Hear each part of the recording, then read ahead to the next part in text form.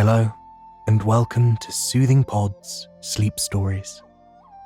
My name is Chris, and today I would like to help you relax and fall asleep, guided by my voice and the story you are about to hear. Tonight, we're going to explore the story of Goddess Gemu, a goddess born onto the earth who became a protector of her people. Before we begin, let us take a moment to find comfort in the space that we are in. Feel your weight sink into the mattress underneath you. See how the mattress embraces you and invites you to fully relax all your muscles, from your neck all the way down to your toes.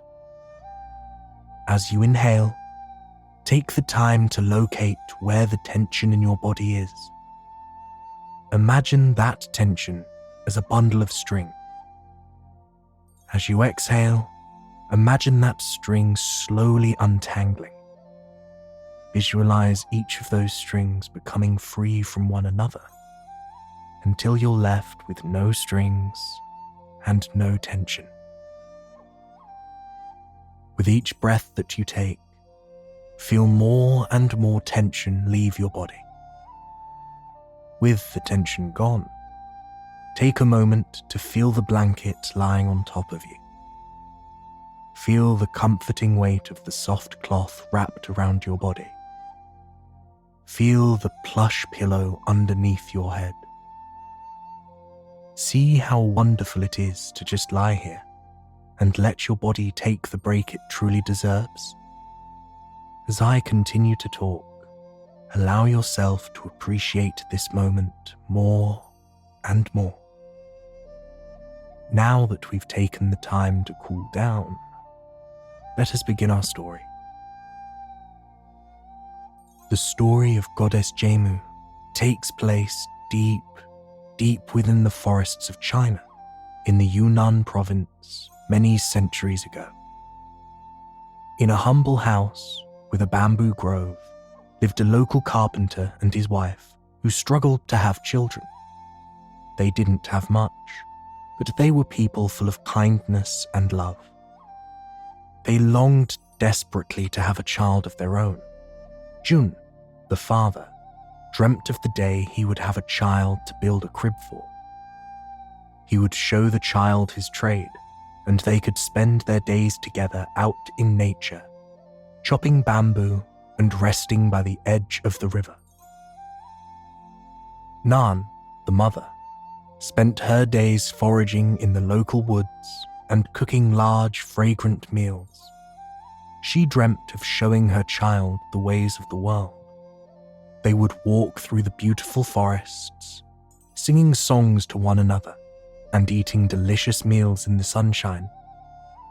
But as the years passed, their hope of having a child diminished. Often, Nan would walk through the bamboo groves with her husband, fighting heavy tears at the thought of another year without a child. Seeing his wife's distress, Jun slipped out of bed one night during a full moon. He sat on the ground outside and looked up to the sky with tears in his eyes. The stars and moon seemed to be looking down at him, waiting for him to speak. "Please, gods, I beg of you, give me a child to love and cherish. My wife and I do not have much, but we will love the child until our dying breath," Jun called out to the night sky. He sat under the stars for a long moment, waiting for a response. Waiting to hear something, anything that would tell him his words had been heard. Unfortunately, there was nothing. Feeling disheartened, Jun returned to bed. As he watched his beautiful wife sleeping, he felt a tug at his heartstrings. She was such an incredible wife. She wanted nothing more than to be a mother. Oh, how he hoped the gods had heard his cry. As the days passed, Nan began to feel rather ill. Within a few weeks, she realized the truth. she was pregnant. They were finally going to have a child of their own. Upon hearing the news, Jun told Nan that he had begged the gods for a child. Clearly, the gods had heard his words and given him this beautiful gift. Every night, Jun and Nan took time to sit out under the starry sky.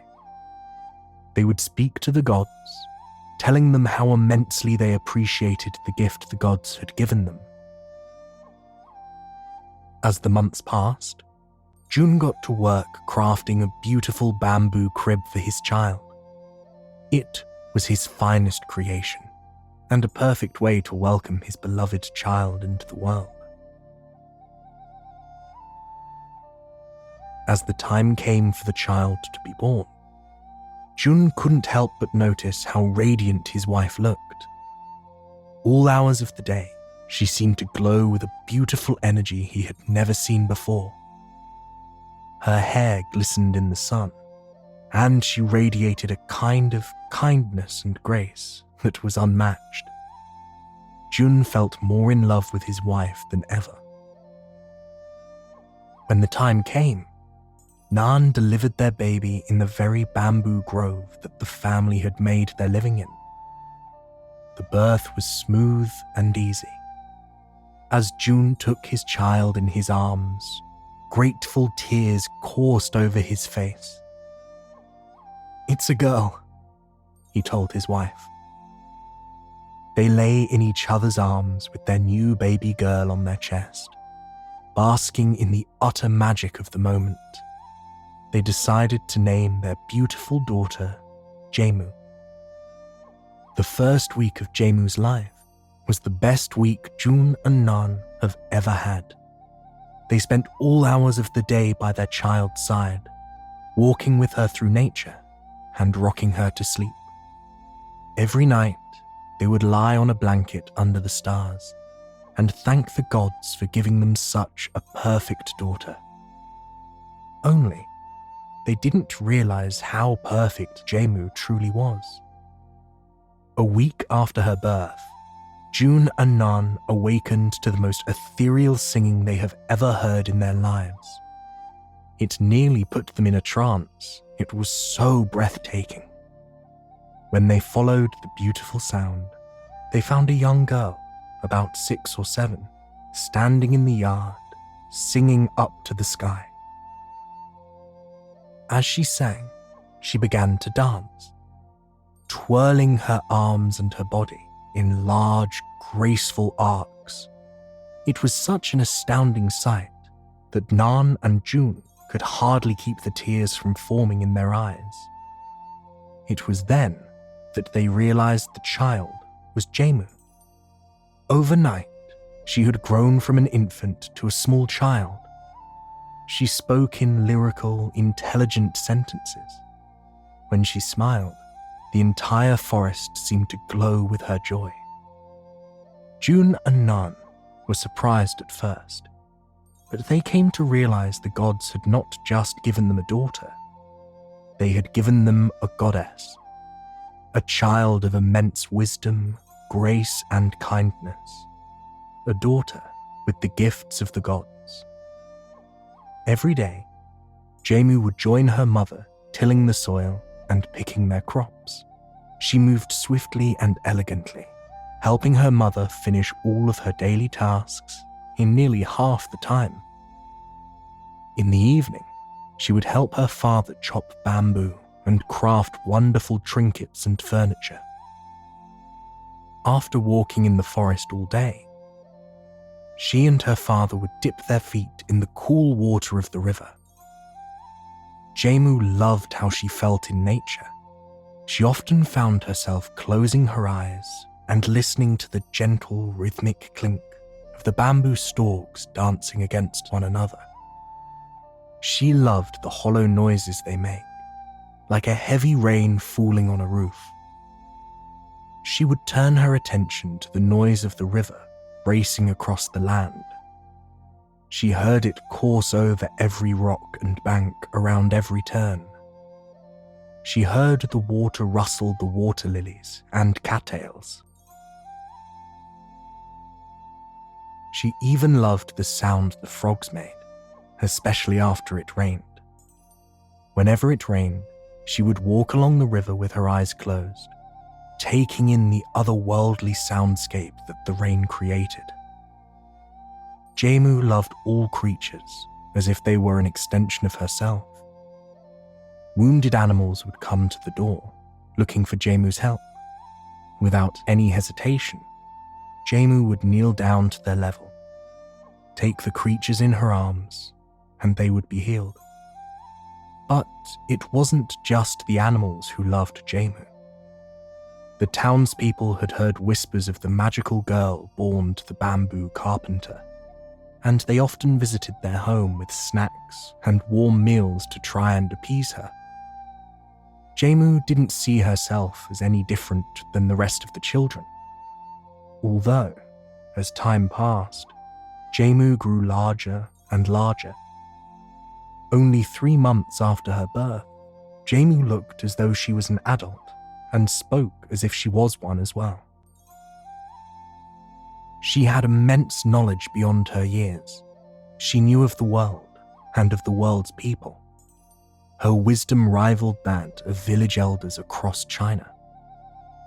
As word spread of Gemu's gifts, people from villages all over tried to visit her. Gemu enjoyed being with people, but she longed for the solitude of the woods and for private time with her parents that she loved so dearly. She tried to spend as much time as she could in the bamboo groves with her parents, secluded from the townspeople. Once the region heard of how beautiful Gemu was in both her voice and appearance, dozens of men traveled to visit her. Gemu was kind to all these men. She'd sometimes sit and sing to them. She'd even dance with them on occasion. But when they proposed, she denied marriage to each and every one. She could marry anyone in the kingdom that she desired, but her only desire was to keep the forest and her family safe. Gemu's parents began to turn any visitors away, seeing clearly how their proposals affected their daughter. For a while, all was well again. As winter spread its wintry grasp across the land, Gemu found herself busier than ever. She helped the forest animals create warm dens for the winter. She provided animal after animal with a warm meal and a safe place to rest. Every day at sunrise, she would skip out into the forest, singing a new song of her own creation. Her voice would echo throughout the woods, letting all the animals know that she was there to help. She lived for this. With each animal she helped, she felt a warmth spark within her. Something told her that caring for and protecting others was her destiny. It was what the gods had always intended for her to do. As Gemu went about her daily routine, her parents would watch her, starry-eyed. They couldn't believe how blessed they were to have a daughter as incredible as she was. Every day with Gemu was somehow sweeter than the last. Unfortunately, for all of them, someone had their eyes on Gemu. Someone who would be much harder to drive away than a local village boy. Above them, high within the sky kingdom, a spirit from heaven had heard Gemu's beautiful song. Gazing down on the earth, he was utterly taken by her grace, kindness, and spirit. He wanted nothing more than to marry a goddess as wonderful as Gemu, but he was unable to visit the earth. If he could get Gemu to the heavens, perhaps she could become the wife he had always dreamt of. He watched Gemu for several weeks, marveling at the kindness she showed to everyone around her. As the depths of winter came to a head, the heaven spirit could wait no longer. One day, Gemu traveled to the fields to help her mother forage roots beneath the snow. As they worked, a strong wind began to blow. Nan wondered aloud if there was a storm on the way, but Gemu had a feeling deep within her bones that this was something else entirely. Just as the thought crossed her mind, a gust of wind unlike any other swept through the field.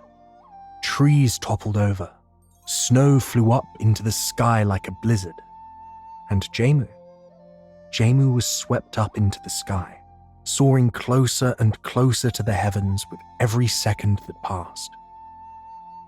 Gemu watched the land she loved so dearly disappear further and further below her. Realizing where she was heading, Gemu let out an earth-shattering yell. The thunderous yell was so loud that the heaven spirit became frightened. He dropped his hands, putting an end to the large gust of wind. At once, Gemu began spiraling back towards the earth, with grace that only a goddess could muster. Gemu landed at the peak of Lion Mountain, the tallest mountain overlooking her hometown. Gemu dusted herself off and rose to explore the peak. She had never been this far up the mountain before, and she couldn't quite believe her eyes. There were stunning caves that glowed in a warm light.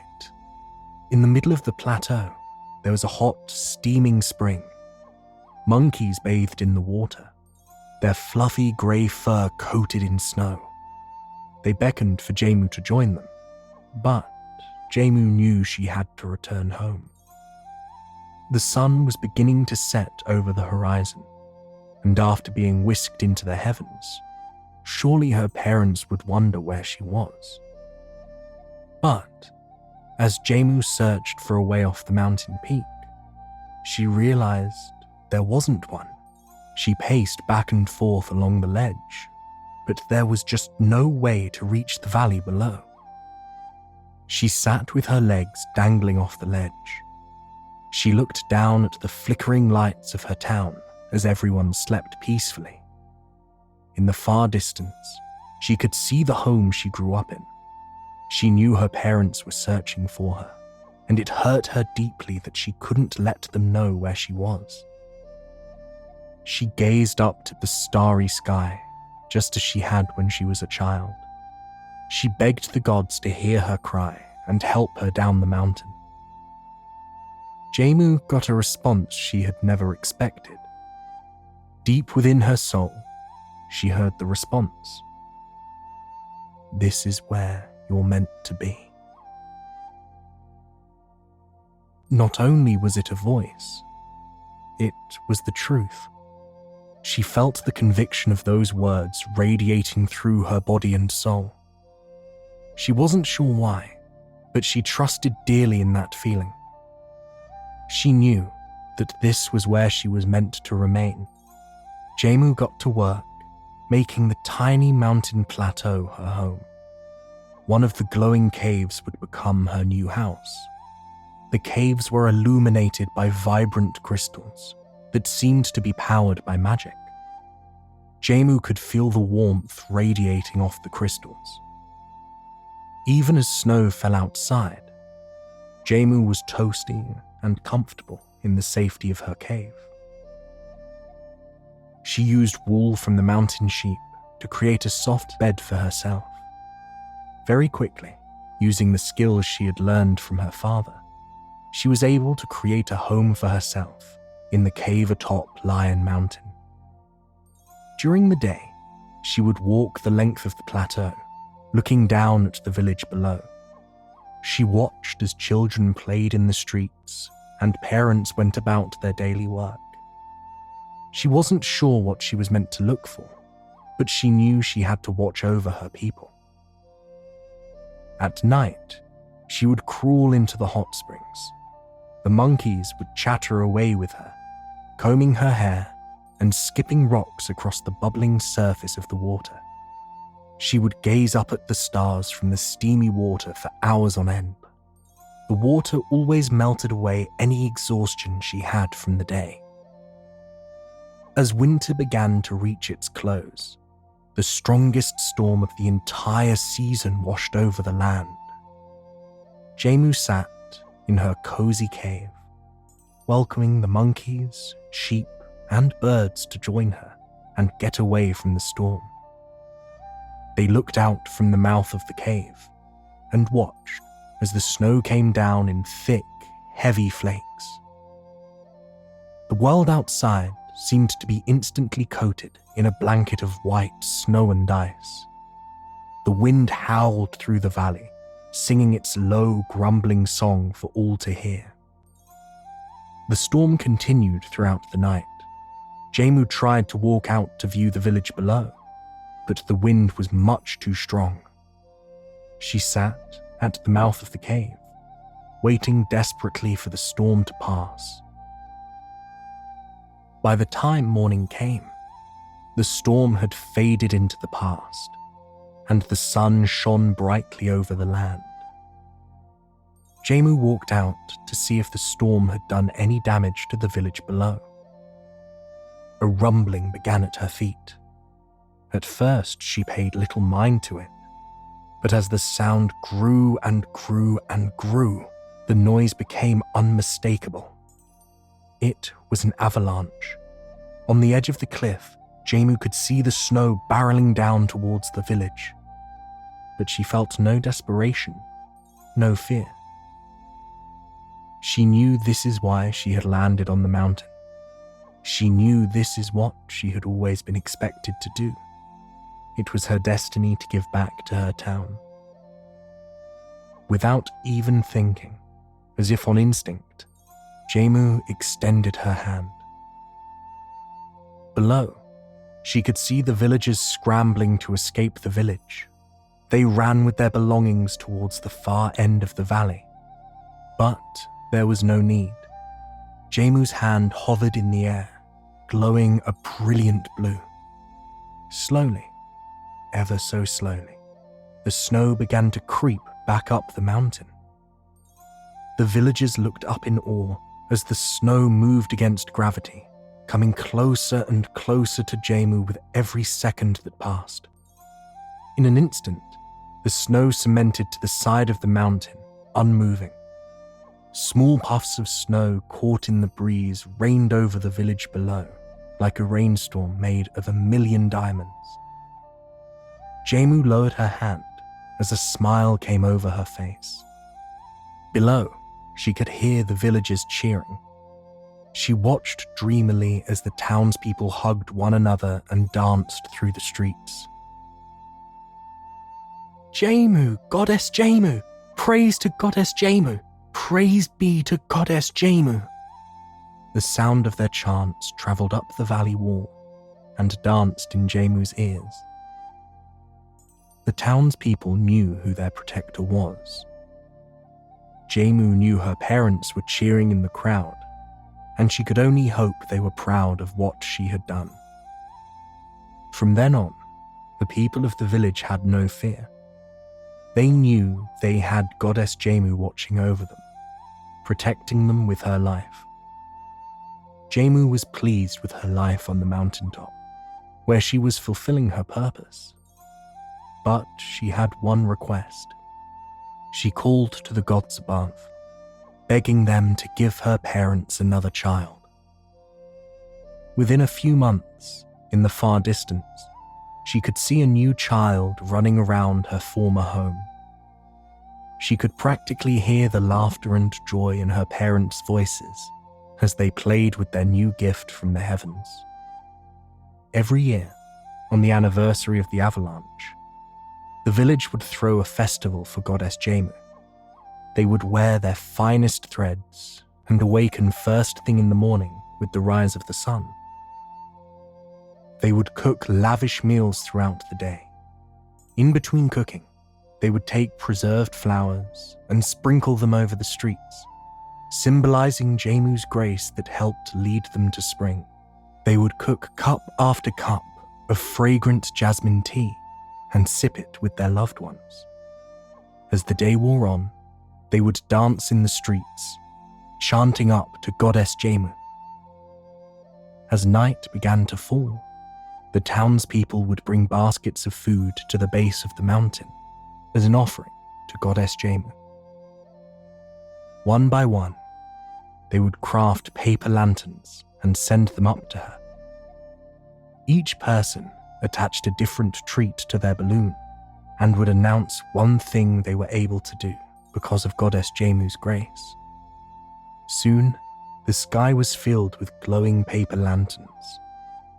One by one, they would get blown closer to Gemu on the mountaintop. She would collect the lanterns with gratitude. It was her one true day to connect with those she was protecting day after day. As the moon rose high in the sky, the festivities would continue. People danced through the town square and ate delicious foods until the sun rose. Gemu would sit on the ledge of the mountain, eating the wonderful treats everyone provided for her. She dug into dumplings and sweet, warm teas that she missed so dearly.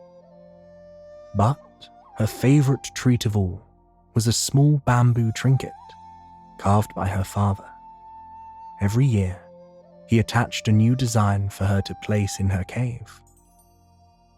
Once the sun rose and people returned to their homes safe and sound, Gemu would go to her cave to retire after the long night. With a full stomach and a grateful heart, Gemu would thank the gods for giving her such a kind village to look after. She would curl up in her warm, wool bed and hug her new trinket in her arms, tightly against her heart. She hoped her father would know how dearly she loved it, almost as dearly as she loved all those that she was looking after. I hope you've enjoyed this story and it has helped you slip into a night of relaxing, peaceful sleep. If you'd like to hear another story, be sure to join me again tomorrow night. Until then, sweet dreams.